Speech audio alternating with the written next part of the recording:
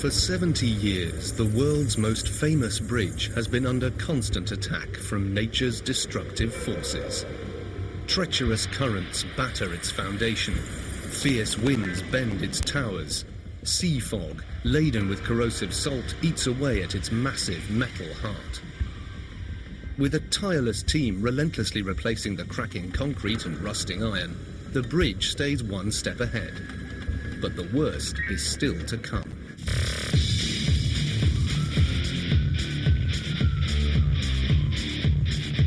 Seismologists predict a massive earthquake that will dwarf the killer quakes of the last century. An earthquake that could put this bridge in pieces beneath the bay.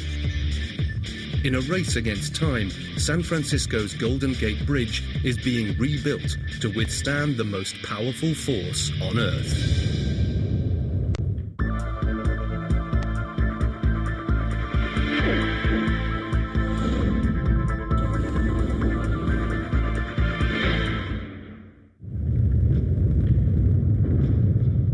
Of all the forces of nature that San Francisco's structures face, earthquake is the ultimate destroyer. Deep inside the rock, an unimaginable force is building. When the pressure gets too much, the earth moves.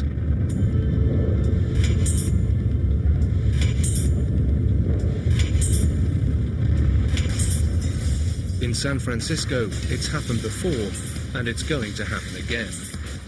Right now, the city and its famous bridge are staring down the barrel of a gun. Our day is coming, and we're just racing against time to get that bridge retrofit so it can be saved forever.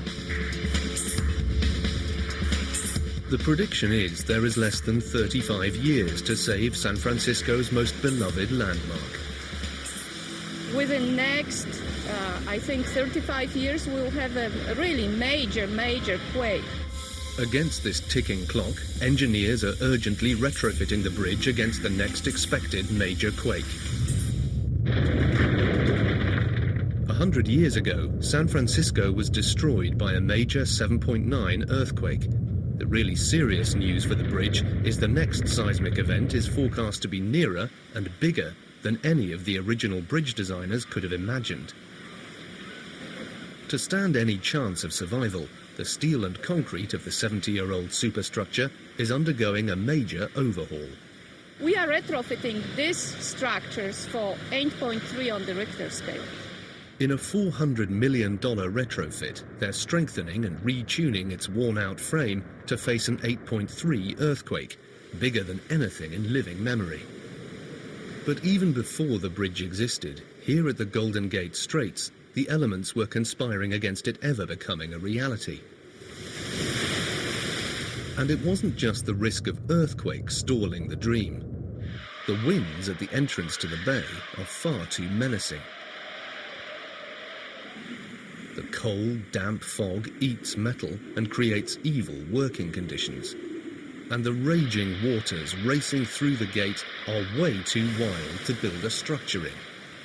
So with all these destructive elements stacked up against you, and the spectre of an earthquake always there, why on earth build a bridge? 1918, and San Francisco is a success story waiting to happen. But its location isn't helping. Being squeezed on a finger of land, surrounded by the bay to one side and the ocean to the other, is cramping the city's style. But beckoning at the end of the peninsula, across a treacherous one-mile gap called the Golden Gate, there is opportunity for all. Here, in the unspoiled acres of Marin County, there is real estate, a workforce and untapped resources for the city folk to enjoy. It's a tempting land for a growing city. The ferry boats are fit to bursting. A bridge had to be built. January 1933, the construction challenge of the century finally kicks off. Build the longest bridge in the world with the tallest towers and the deepest foundations in just about the worst place in the country. It'll take 80,000 miles of cable, 11 lives and an unprecedented series of construction firsts before the dream of Golden Gate became a reality. The first major battle against the elements is to build the colossal foundations for the South Tower. The pier is a structure the size of a football stadium, set 1,125 feet from the shore, deep in the raging waters of the gate. It's approximately 500 feet deep, right under the Golden Gate Bridge, where the land is very narrow. That water is going to move very, very quickly.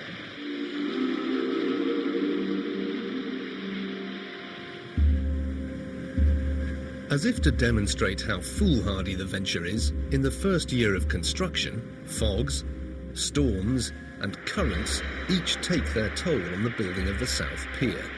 It soon becomes the most cursed part of the bridge.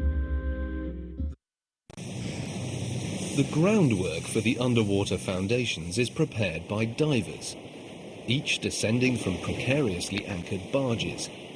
This is a high-risk construction because the colliding currents at the gate are a potential death trap. As the tide turns and the seawater meets the bay runoff, water flows in two different directions at the same time. Millions of cubic feet of light fresh water fight to escape from the bay, while denser, cold Pacific saltwater forces its way in. Divers constantly struggle for control in the turmoil. The solution is as drastic as it is dynamic.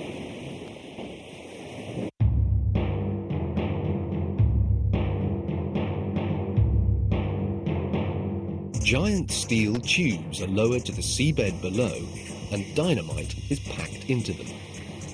Bit by bit, the team blast their way to the bedrock 100 foot below. Beneath the waves, the work progresses well.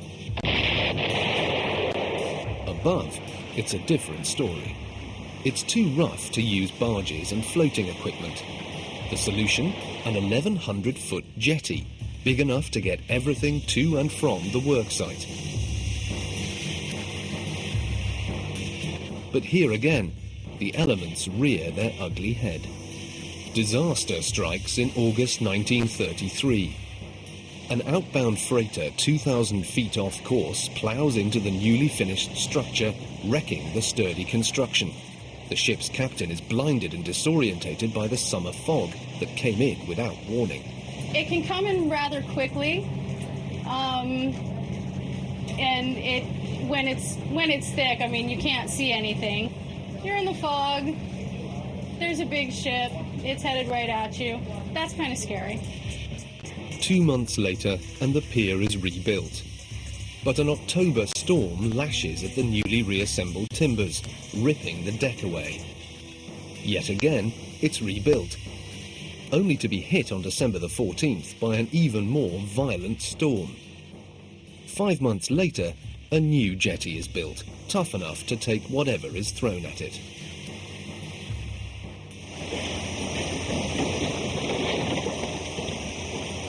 With the seabed blasted flat, enormous concrete blocks are lowered down and locked together to form an oval container, protected by an outer fender.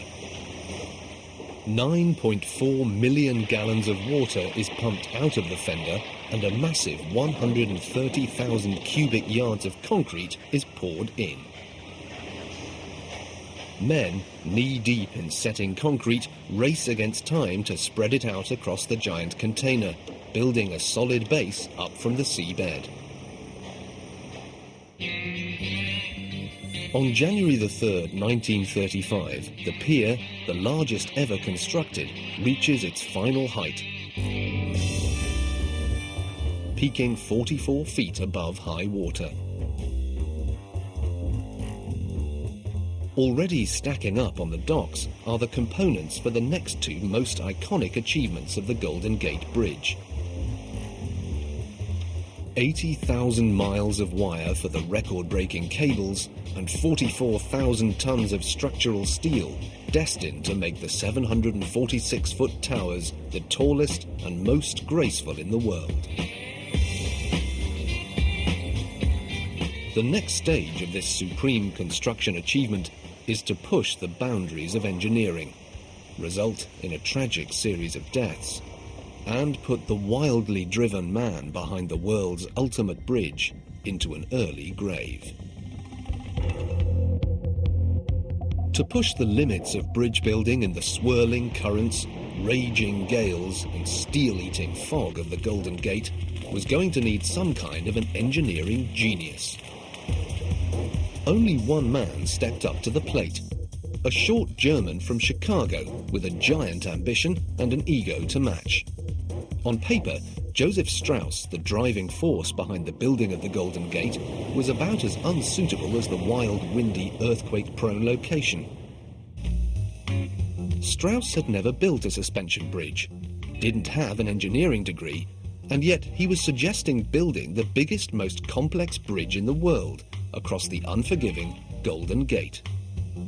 Still, at $23 million, his price is right, his vision undeniable, and he swiftly puts together a dream team to knock his plans into shape.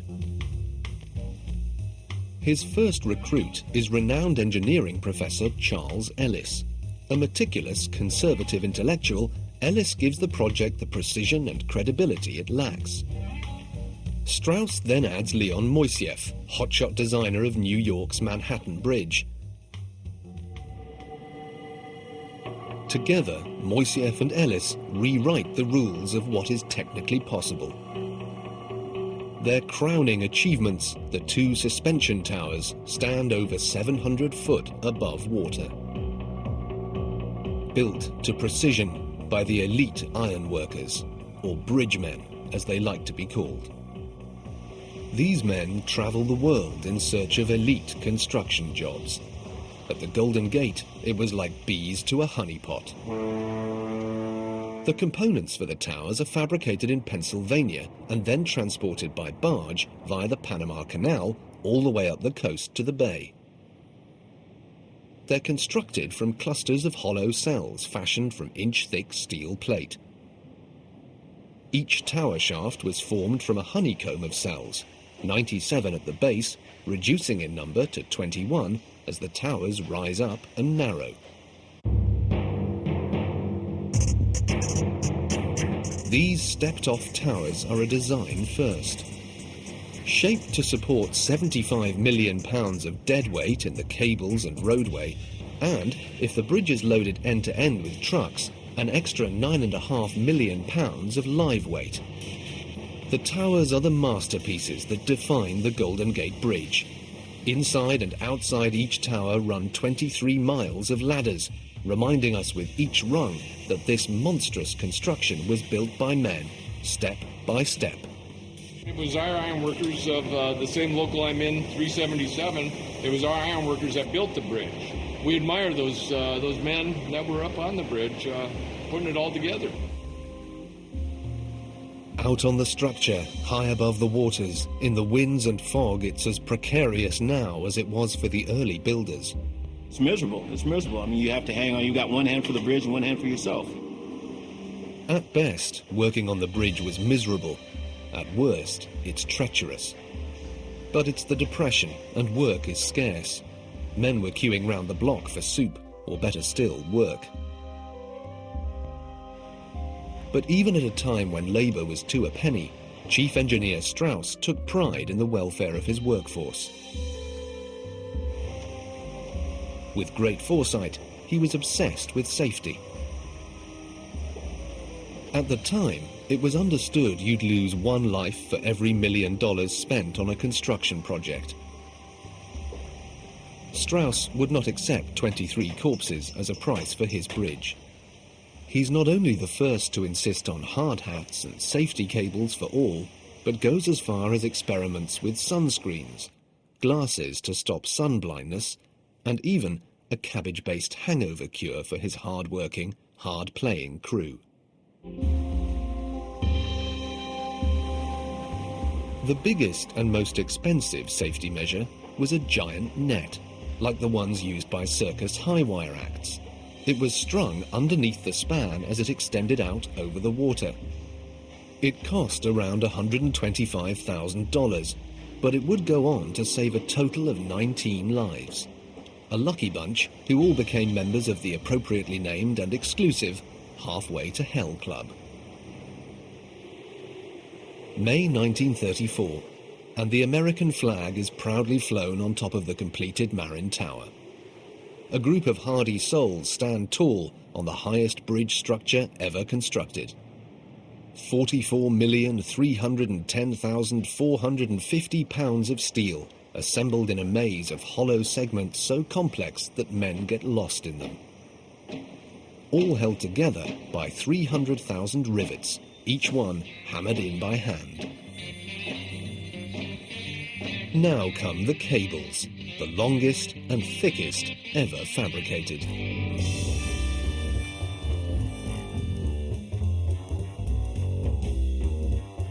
Too heavy to be transported whole, they're spun from 80,000 miles of steel wire, shipped over from the East Coast on giant spools. The main cables, containing 24,500 tons of steel, are spun, a wire at a time, using technology invented by the builders of the Brooklyn Bridge, the Roebling Company of New Jersey. The Cable A-team came up with an ingenious solution to speed up their work.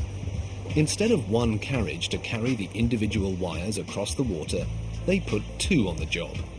Starting from either end, they meet in the middle and swap wires midway. 27,572 wires bunched into 61 strands of cable were at one point being spun at record-breaking 4 tons of wire a day. The pace reached an all-time high. In spite of Strauss's best intentions, accidents started to happen.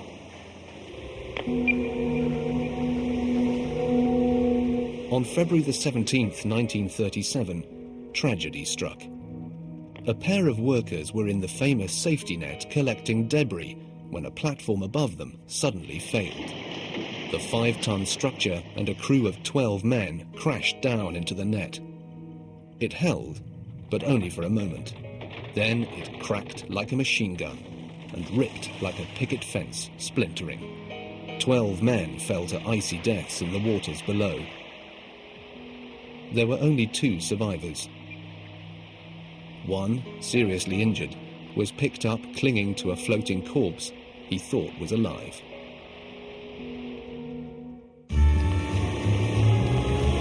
May 1937. With the bridge at last completed, the long-awaited day arrives. The 27th, designated as Pedestrians' Day, sees some 200,000 people walk, run, skate and tap dance their way across the bridge. The following day, a motorcade of official vehicles works their way across the record-breaking span. Joseph Strauss proudly pronounces his bridge open to the world, proclaiming that if it is serviced by generations, it should have life without end. Age 67, having spent the last 20 years immersed in politics, triumph and tragedy, Strauss moves quietly to Los Angeles. Within a month, he is bedridden.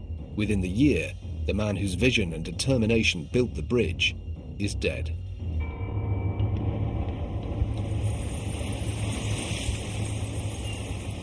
However, no one doubted the strength and safety of this awesome structure that is his legacy. But within 3 years, something was to happen that changed everything. October 1940, and right in front of the eyes of the world, and to the dismay of the Golden Gate engineers, the third longest and most modern suspension bridge in the world disintegrates in the wind. The superstar consulting engineer who signed off the numbers on the Golden Gate, Leon Moiseev, is the brains behind the bridge's daring new design theory. With the shocking collapse of Tacoma Narrows, all fingers now point at him. Immediately, the Golden Gate Bridge Authority contact Charles Ellis, assistant bridge engineer and the source of their original designs. Ellis painstakingly checks every calculation that was done on the Golden Gate. Amongst other things, he confirms that it was the Tacoma's narrow profile that caused its destruction.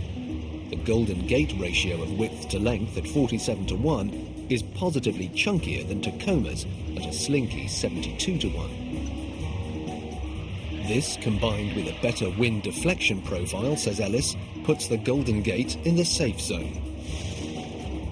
Sitting in its own natural wind tunnel with gusts from 20 to 60 miles per hour, everyone at the Golden Gate hoped his theories held up.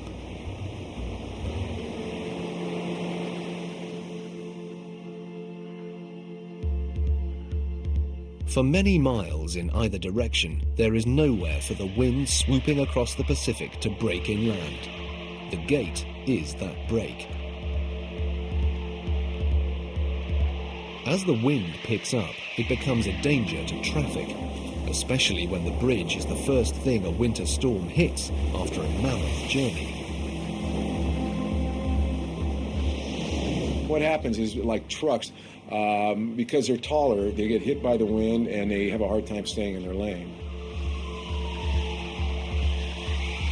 11 years after Tacoma, the Golden Gate faces its own moment of truth. A wind measuring 69 miles per hour crashes through the canyon. With the spectre of Tacoma not such a distant memory, officials close the Golden Gate for the first time in its history. The roadway pitches. The bridge swings. Ellis and Moiseev had designed the bridge to deflect sideways in 90-mile-per-hour winds by an impressive 27 feet. That's a swing equivalent to 3 station wagons end to end. Even today, on a calm day, you can still feel it gently swing, sway, and flex, responding to the wind and the traffic. On some bizarre occasions, the weather can be different from one end of the bridge to the other.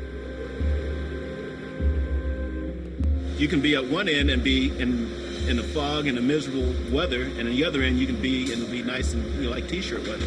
Big difference in the climates between the north side and the south side. It's this clash of cold and hot air that creates an even more destructive element than the wind. It also produces the signature weather of the bridge and San Francisco itself, the fog. Love it or hate it. While today is gorgeous, I assure you there are days where from where I'm sitting, it is a total myth that there is a bridge out there because you can't see anything except cold fog. The cold fog is trapped by the air mass around and will sit brooding over the bridge. For about 3 months of the year, the Golden Gate has its own private weather nightmare, while the rest of the bay basks in sunshine. It's a lot of fog, a lot of damp. Many times you come to work, we can even see the water. Many days. And the fog is funny, it comes and goes. Sometimes we'll go in for lunch and it's clear, or vice versa. It's very unpredictable. The corrosion of the steel by salty fog is slowly, silently killing the bridge. Keeping on top of the corrosion is a full-time job for the 55-strong maintenance team. They hang out in a secret hollow beside the bridge called the Boneyard. The rolling repairs on the bridge pass through the boneyard piece by piece. Each rotten section is removed and sandblasted back to bare metal.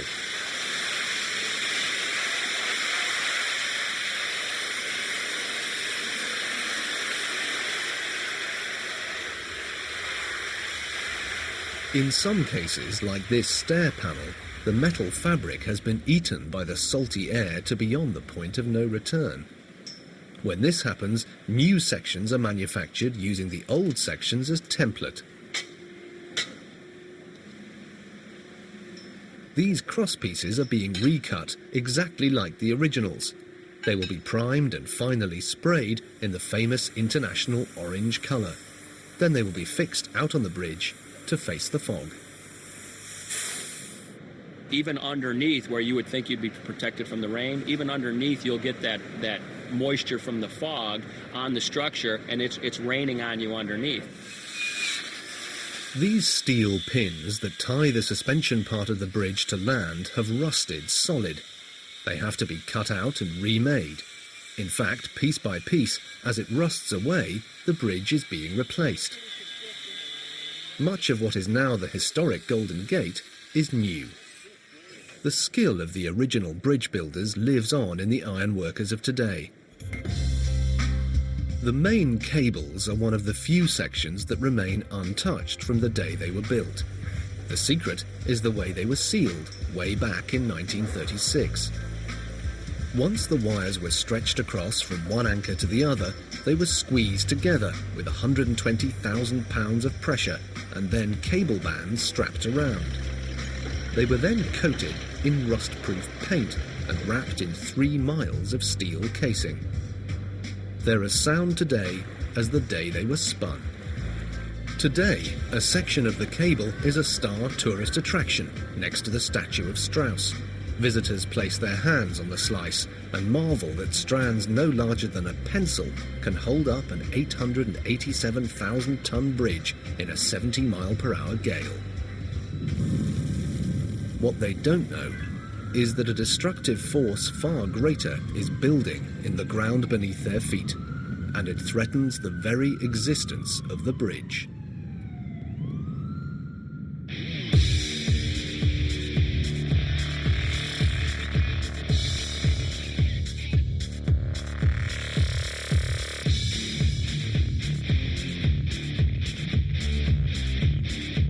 The threat of a major earthquake in close proximity of the Golden Gate is today more real than it has ever been. I want to believe that it's not going to be tomorrow. However, it may happen tomorrow. To give the bridge a fighting chance against the seismic forces, the ongoing repairs have been stepped up. A full tilt retrofit is needed for the bridge to face the music. Very simply, we're fine-tuning the bridge, just like a piano. We're taking the strings of a piano, the strings of the steel of the Golden Gate Bridge, and we're fine-tuning it to either absorb seismic forces or to dissipate seismic forces. We want them to do one or the other. To absorb or dissipate the shock of a quake, many sections of the Golden Gate Bridge must be removed, retuned, or replaced. The biggest problem hampering this earthquake protection work is, ironically, earthquakes. As the retrofit progresses, the bridge must always remain as earthquake-proof as possible. With traffic thundering above and people on the bridge 24/7, the rule is that this painstaking process can only happen 2 rivets at a time. If a quake hits and any more than 2 rivets are out at any one time, the whole web of steel could collapse. So rivet by rivet, the bridge gets its new lease of life. No other suspension bridge retrofit in the world is as complex or as comprehensive as at the Golden Gate. Behind every step is the reality that the bay and its bridges have, within this generation, faced a seriously destructive event.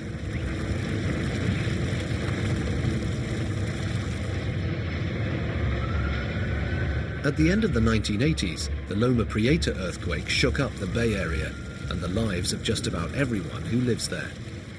I went through the Loma Prieta, yes, and that was back in 1989. It was very exciting.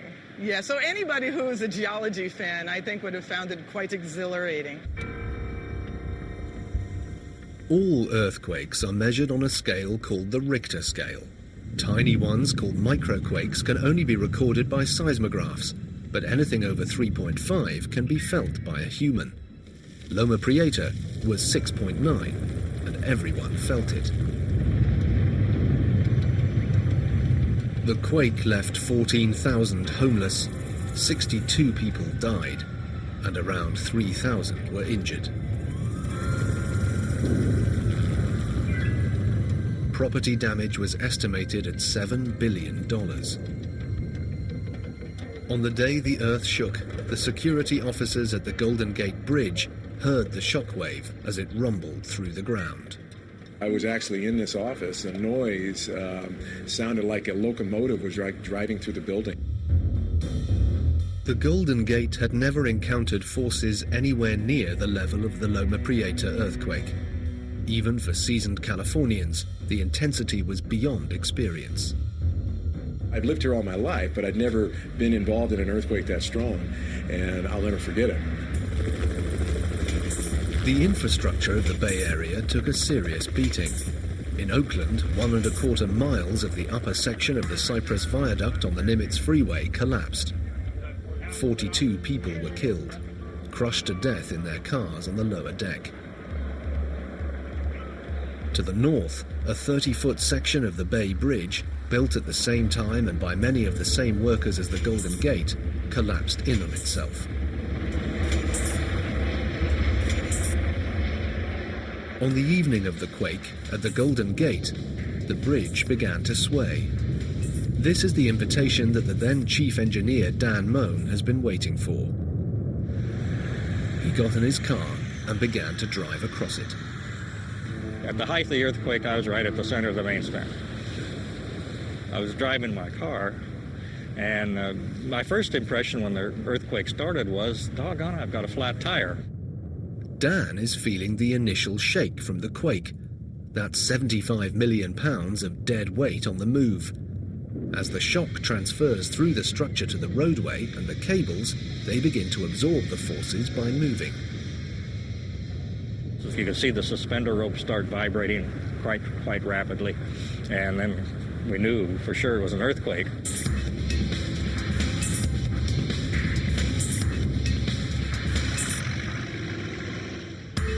Although the epicenter is in the mountains of Santa Cruz, most damage is in the urban areas of Oakland and San Francisco. But at the Golden Gate, you could visibly see what we call the suspender ropes, the smaller cables that are coming down that hold the roadway up. You could actually see them. They were swaying like that back and forth, noticeably from here. The bridge is doing what it was designed to do. It sways, shock absorbing the forces of the quake, then releasing them through vibration and movement. The dissipation of energy saves the Golden Gate from disaster and is the all-encompassing theme of today's retrofit. Absorb or dissipate the energy, and you'll stay in one piece. We had no structural damage, just some little housekeeping work. That's why suspension bridges by nature can withstand earthquakes better than a rigid structure. This is a rigid structure. Its collapse results in tragedy. Although the Bay Bridge, which is part of a $2.5 billion retrofit program, was 50 miles from the center of the quake, it felt the shockwave and cracked up. On the Golden Gate Bridge, the designers knew the roadways should move, under traffic load, in wind, and of course, earthquakes. The expansion joints either end of the span allow for this. But unfortunately, recent testing on the bridge shows it's not going to be enough if history repeats itself. 1906, on an April morning, the blossoming city of San Francisco is shaken apart by an earthquake. It tears a 290-mile gash in the Earth's surface as two sections of California slip in different directions. So what occurred in 1906 was two continental plates moving, and suddenly moving very quickly at a distance of probably somewhere between 16 and 25 feet in 40 seconds. So that's massive. That's like Earth surfing.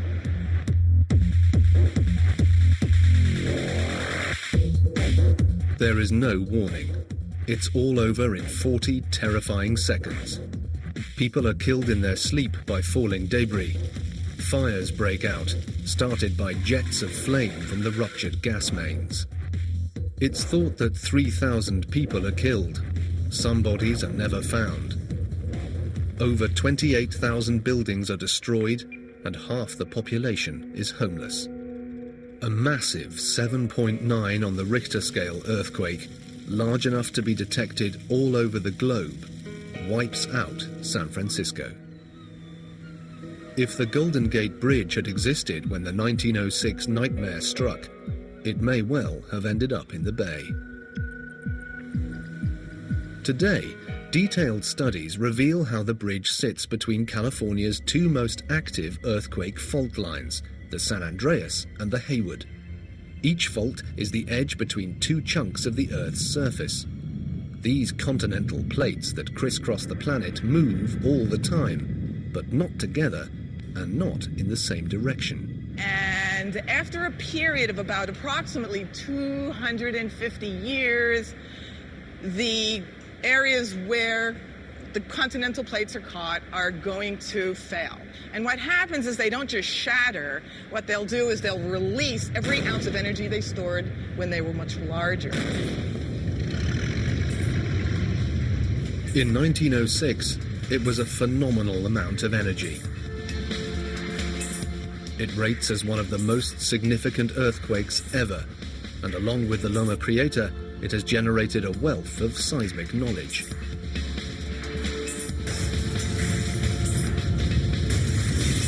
Unfortunately for the Golden Gate Bridge, that knowledge has led the scientific community to a frightening certainty. Another earthquake larger than the Loma Prieta and the same or greater than 1906 is on the way. I think it's a certainty. We don't know when and how long it will be, but there's a certainty of an earthquake on the San Andreas Fault that will produce motions here much, much greater than produced by Loma Prieta earthquake.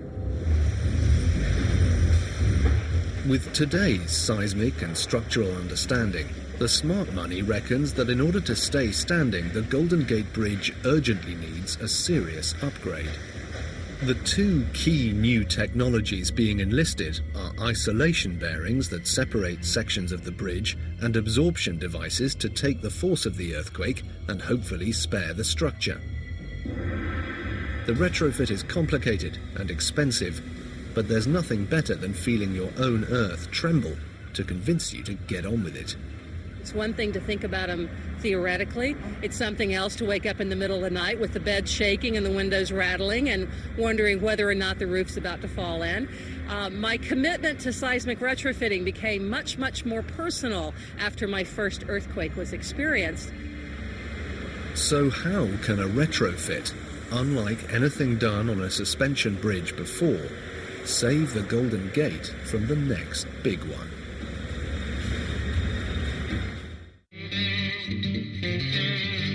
The 1906 earthquake is the most destructive in US history. At today's prices, it cost California $8 billion.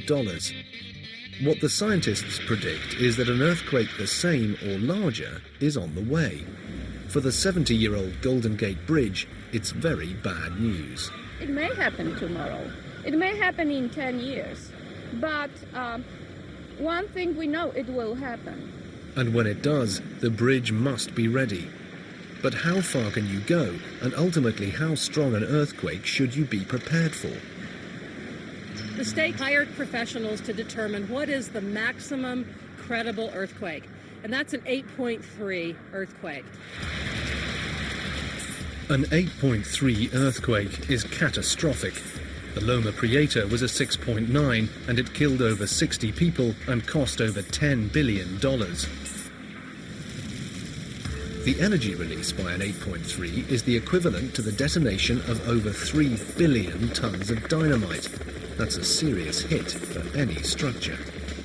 And if it's anything worse than that, we really don't need to worry a whole lot about the Golden Gate Bridge, because I'm not sure all of Western California will still be around.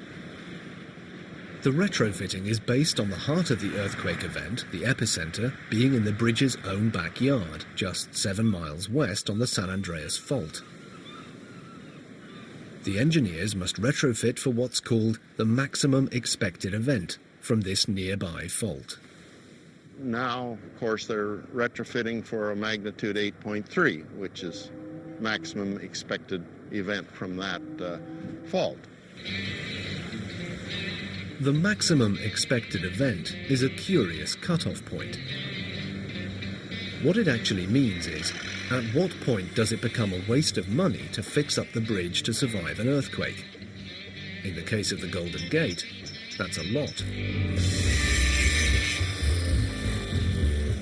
It's the most complex and costly earthquake-proofing project ever undertaken on a bridge. In fact, if it were any other bridge, the best thing would be to knock it down and start again. But the Golden Gate isn't just any old bridge.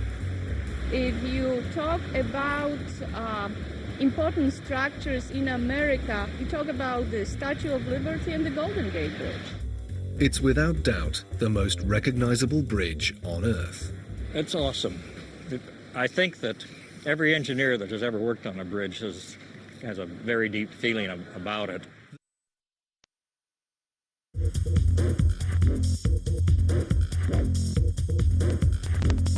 It's an artery that carries almost 40 million vehicles a year to the north and south of the bay. At $5 a return trip, the traffic brings in over $84 million a year in tolls. Sounds like a lot, but that money isn't even enough to keep up with the regular maintenance, let alone find the mega cash it's going to take for the retrofit.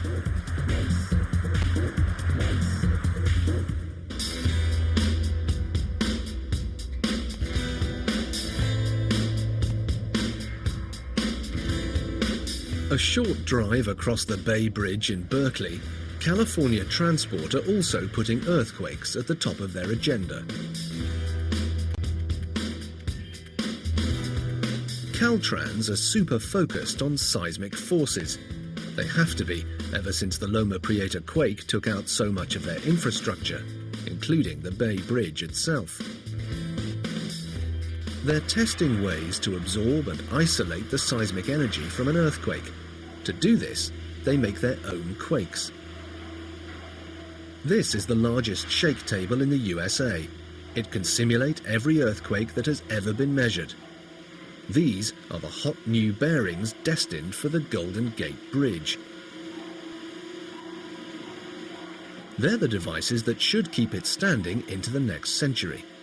They're rubber with a lead core and are designed to be placed at points on the bridge where the seismic movement on one section needs to be isolated from the other. And that is the secret of the retrofit. Section by section, preparing the bridge to go with the seismic forces when the ground beneath begins to shake. The work will take over 20 years and is writing the book on retrofitting suspension bridges. Here at the spanking new North Approach Viaduct, they've already installed the rubber lead isolators. At the North Tower, they've put in stiffeners and strengthened all the joints, and at the pier below, they've studded it with pre-stressed steel bars for extra strength. With Phase 1 complete, they've turned to the south. Here they'll be installing more seismic isolators, replacing the towers and all the metal bracing. The Fort Point Arch, built to carry the bridge over an old Civil War fort, is a particular challenge. Right behind me is the Fort Point Arch, and in our computer modeling, when we did our seismic analysis, it shows that that arch can rock and actually rise up and potentially collapse and rock out of its position. Studies revealed that the whole arch, pulled up by the cable, lifts off its foundations in an earthquake. That's fine, because the movement would absorb the quake's energy. But it must drop back precisely into position when the dust settles. So what we're doing is we're going to control the movement of that arch by strengthening the steel within it, and also by putting energy dissipation devices between the pylons that surround it, the two concrete pylons on either end. So it will be redirected back onto its footings if it begins to rock during an earthquake. Meanwhile, on top of the world where the 887,000 tons of the bridge hangs over the two 3,000-ton saddles, the retrofit will strengthen and immobilize excess movement. Dampers will be installed where the tower and the roadway meet, and parts of the concrete fender that's in the water will be replaced. Although this is a race against time to beat the next earthquake, the whole high-tech process has one major fly in the ointment. it's the most technically challenging of all. It would be very simple just to come and redo everything and change its appearance, but at the end, there will be no more of the beautiful Golden Gate Bridge. When the day is done and the retrofit complete, no one must ever know it's been touched. It's funny to say it after we're spending all these millions of dollars, but we really have to make it look like nothing happened. Every rivet has been checked, over half the steel has been replaced, the concrete towers are reclad, the roadways and the cables it hangs from are all new. Bit by bit, the bridge is being totally replaced. Ultimately, there'll be nothing left of the original steel and concrete that took lives, made reputations, and became a stunning monument to progress and beauty. But after everything it's been through, it remains the Golden Gate, the most famous, most admired bridge in the world. I've heard people say, you know, I've saved money my entire life so that I could come see this bridge. First time round, it was a groundbreaking engineering marvel. Our day is coming and we're just racing against time to get that bridge retrofit so it can be saved forever. Second time round, the mother of all bridges is being given a new lease of life. The Golden Gate Bridge has weathered the past, and if the earthquake fix is done in time, has many golden years ahead. But nature waits for no one.